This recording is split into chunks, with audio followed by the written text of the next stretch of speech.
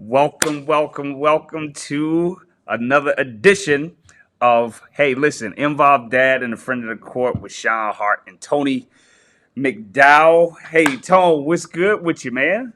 Yeah, everything's good. How are you doing, man? I'm doing well, man. Hey, I'm excited about this topic today because I need some, you know how you always giving out to others, and then Yep. there's times when you just need to eat yourself.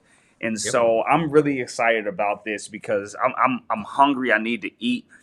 I'm hungry in a literal sense and in a figurative sense, right? So because I have That not. is an official lunch and learn motto is you got to be all kinds of hungry. Yes, so I have yet to eat, so that is still that's an issue right now. But Uh-huh.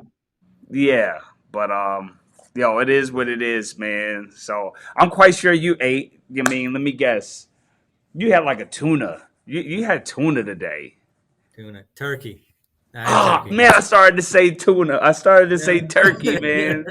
I started to say that. I'm like a broken record, Yeah, man. Once I get on something, I just don't I just don't quit. But it's cool, man. It's cool. yeah. So listen, man. It's been a lot of stuff going on in the friend of the court world. I know we have our topic today, man. But I've been on a few calls and a few meetings, man. First of all, I want to say I acknowledge. I gotta give kudos to Amy Lindholm, and I know she doesn't like a whole lot of credit and all that, and Aaron and all of those people over there in Lansing, man, that's real big advocates for transformation in the child support world, right? I mean, just to hear them advocate for families and fathers that they don't even know, right? That they don't even know, and they are still out here advocating for these families, man. And so sitting in these meetings and hearing some of the things that they are advocating for that are laws that has been in place for a long time. Many agencies, even down in Wayne County, was on the call with them, and they see that it's a problem, and they're trying to be proactive. And, so I just want to give kudos to you guys, man, for really trying, right? Trying to fix a broken, system, and that you're acknowledging that there are holes in the system, and you guys are being transparent with us, man. So I just want to give kudos to all of those, man, and to you, right, for making yourself available to educate, the families on this whole process. So yeah, so before we get started, man, I wanted to, acknowledge you guys, bro. No, I appreciate that, Sean. Yeah, and I mean, obviously, you're starting to kind of see over the last several years where you've been working in this space that it's a lot of people who are in this business because they care. And, I've talked about that from my office, but that's also true for a lot of other offices. Like, people don't really, I don't think people fall into this so much as they have a passion for trying to help people, and then they end up, maybe this isn't, they didn't know how they were going to end up helping people, but they don't start, you don't walk through the door without a strong passion for wanting to serve and wanting to help people. So I think that's why you do see people who are willing to, once they understand the system, to say, well, we need to do some things different here. Like, this isn't what I have envisioned for what service looks like, and let's find a better way. So Yeah, I think that that's comes from a good. People want to be in the space because they want to help people, and then how that transforms. You never know how that's going to go, but I think you see a lot of people who want to make a meaningful difference in people's lives. That's what they want to do. That's why they're here in the first place. yeah. So I was on so the topic, man, is about burnout, right? And so I'm going to be transparent. I was in a call the other day with different people in the fatherhood space, and some people from Lansing, and just listening. Hey, listen, we are in a political time right now where people are running for office. And right now we have people that are in place that see the importance of family, right? Restoring families, strengthening families in various ways, right? And but me sitting and going and starting to attend these meetings. And I used to run from these meetings, but I know in order for me to really make an impact in the lives of the families that I serve, I need to understand policy. I need to understand the conversations that are going behind the walls, right? That we're not privy to. And so, honestly, man, I just be honest, man.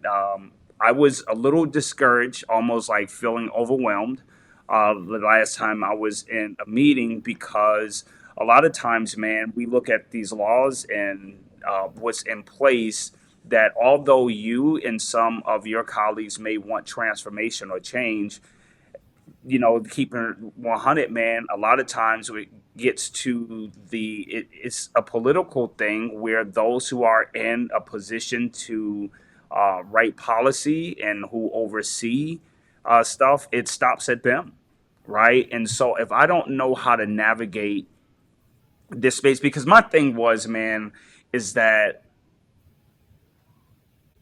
I'm not gonna say I don't have the time, but I'm like, man, why do I have to spend hours out the day calling a politician, his office, telling him that this is what I need, right? Sure. Like over and over and over and over again to say, hey, I need you to consider these families and these communities who are disenfranchised, do not have access to this information, or the laws that are in place, um, are not assisting the family as a whole, right? Mm. And you look at some of these men, um, and I'm like, I'm preventing them from running, but I'm like, yo, if I was in that position, man, like y'all be extremely difficult for me to keep on fighting, right? Right. Right. Um, and then no matter where I go, I still got to fight. Go to the court, I got to fight.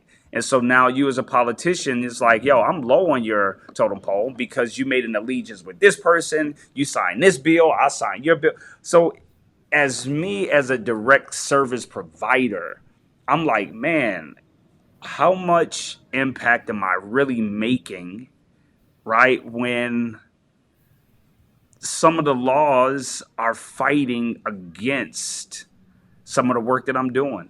And so I'm Mm. just keeping it 100, man, is that your boy gets hired, Tony. Sure. Yeah. Yeah. No, I think you and I have talked about this for years about kind of like the families, moms and dads who are going through the system, and the service providers and the service workers who are in this field.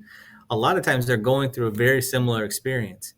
They are running up and they're motivated and they want to do something and they have an idea in their mind, but sometimes they don't know how to navigate it. That's one piece of it.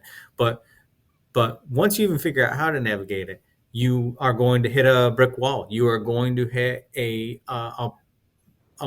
something is going to get in your way where you're not going to be able to do that thing the way that you thought you were going to, and you have to get knock down, dust yourself off, and you have to go through that next, go back at that wall all over again. And that can happen time and time and time again. We've talked about dads and moms who, I want to get custody of my child, or I want to be re-engaged with my child. And the first time I go, no, I'm not, I'm not interested. The child's not interested, or the court says, no, you haven't been engaged, or that sort of thing. And this can be this, this resilience thing is so important for those parents. Same thing on the public servant side, right? So if you're a public servant, you are going to hit walls, right? Whether that is I tried to engage with this person and I wasn't able to like connect with them, and I wasn't able to get through, or the type of walls that you're talking about politics and just the laws are in the way. And the resiliency factor for both of those situations is so key, right? Can you dust yourself off and get back up again? And I think a lot of that comes down to, like, why are you doing it in the first place? If you're a parent, or if you're a service provider, why are you doing it in the first place? And one of the things that you're so big on, and you and I are both big on, is like, what's your why? What's your assignment, right? Using your terms.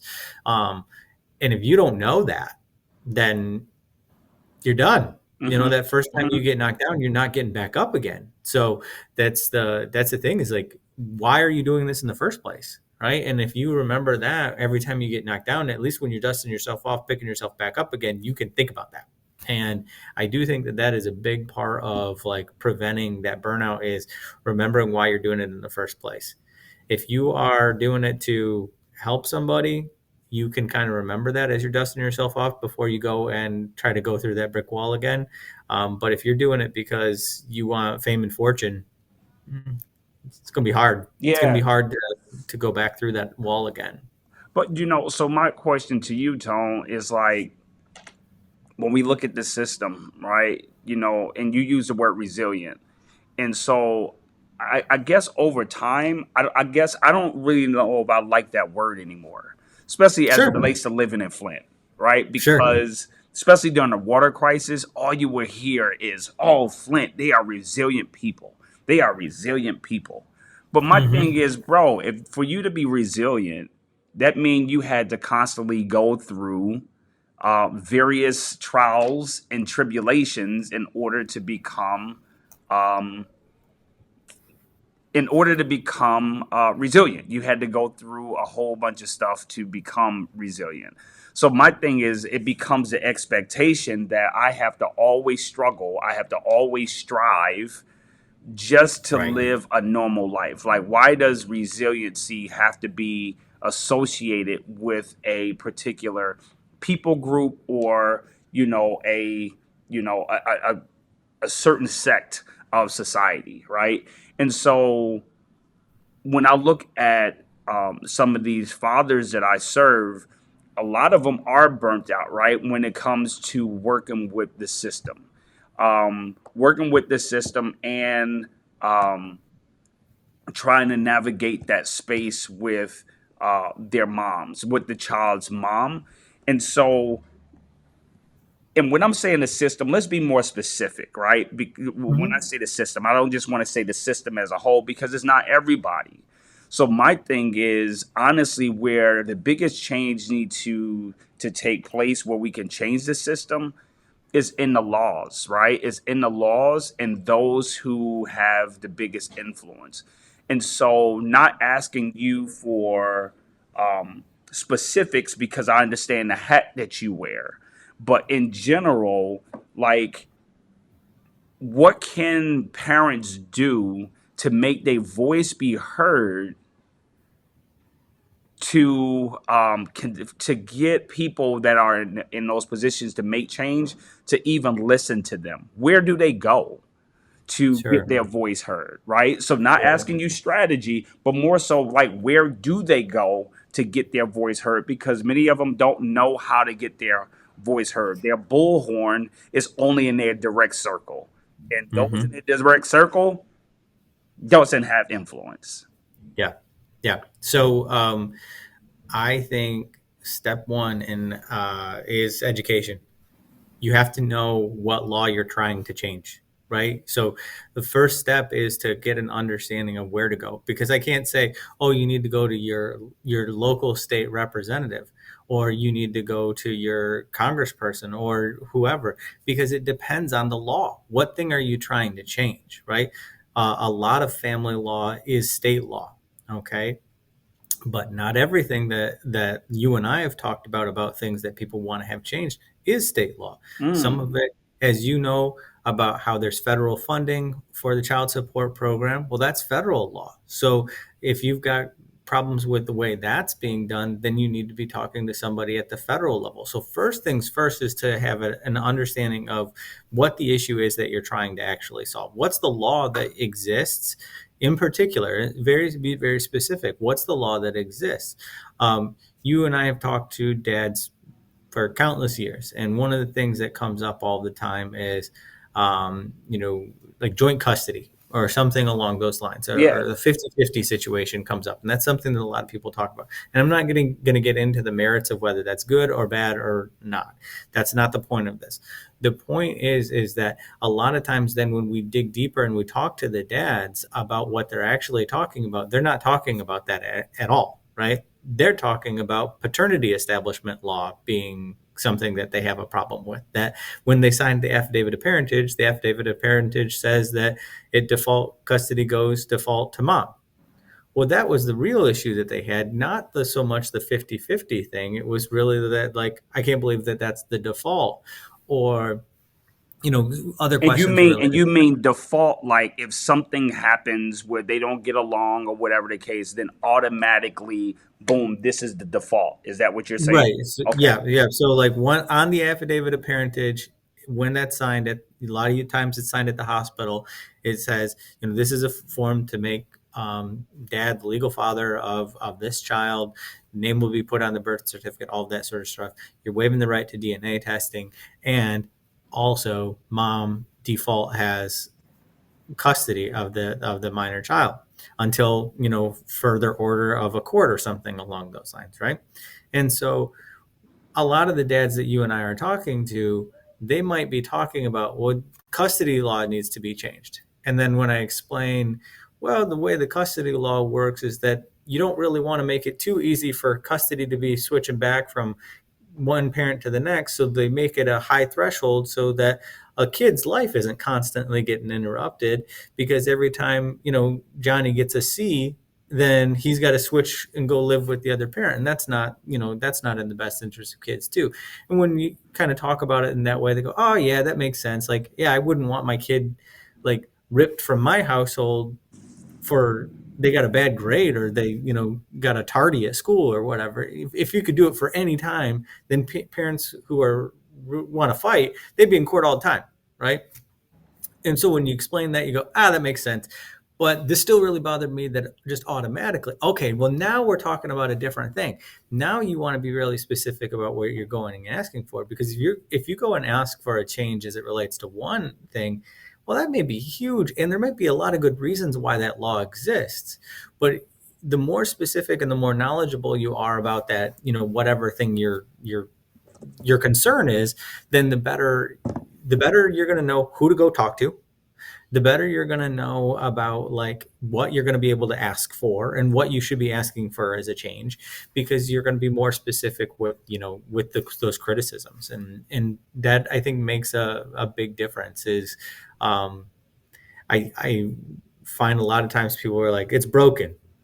Yep. Okay, we can start a conversation there, but we need to go deeper than that, because if we just say it's broken, what are you going to be left with? Yeah. The wild wild west, where like parents can just pick up kids at any point and there's no rules, and like, Yeah. all that sort of stuff. So like, we can agree that there's some things that need to be fixed, but we need to be more specific with our criticisms. And then the more specific we get, the more we can say, well, this is what that law actually says. So what you're really saying is you want to go change this law, but you're not asking, you didn't.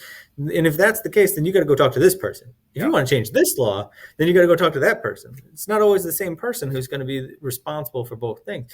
And sometimes it's not a law at all. Sometimes it's just a policy, or it's a training thing, or those sorts of things. So the more you know, the So better is question. that so is that me going down to like the local courthouse? Is that like me going to my city hall saying, "Hey, this is an issue I have," and then they will direct me of who I need to talk to pertaining to this issue?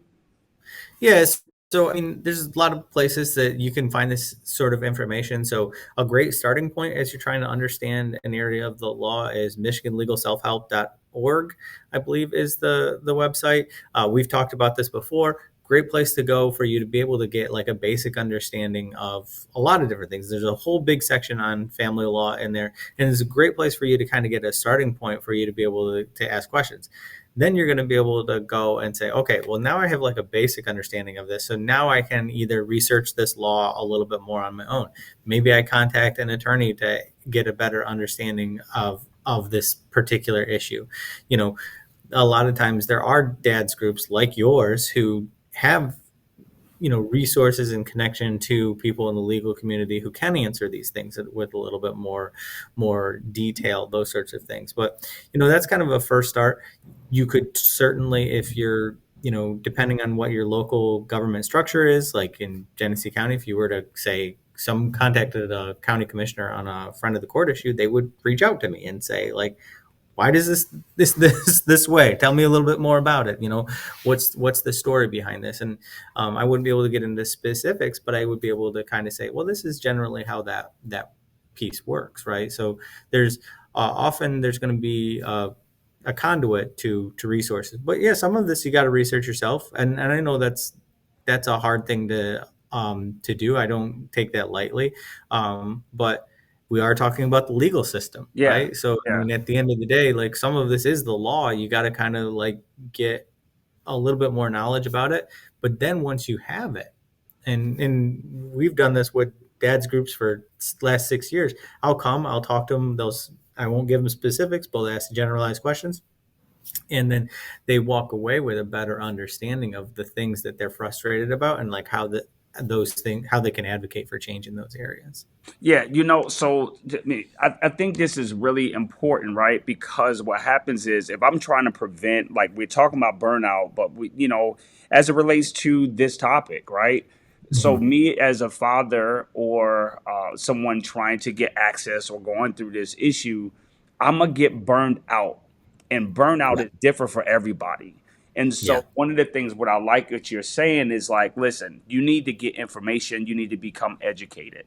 And so Mm-hmm. now if I'm armed with information, now I'm become less frustrated. Not saying that my circumstance changed, but now because I have the knowledge and I understand and I know how things work, now it's almost like, it's something behind that door, but you don't know what it is, and you just like you anxious and you frustrated because you just don't. You know it's something back there, but you just don't know what it is. And so Yep. now it's just like, hey, let me take a peek. And so now I Yeah. see what it is. Now I'm not tripping. I know what's behind the door. I don't have to trip. I'm not overwhelmed. So I think that's the same way when we're talking about becoming armed with the right information as it relates to your case.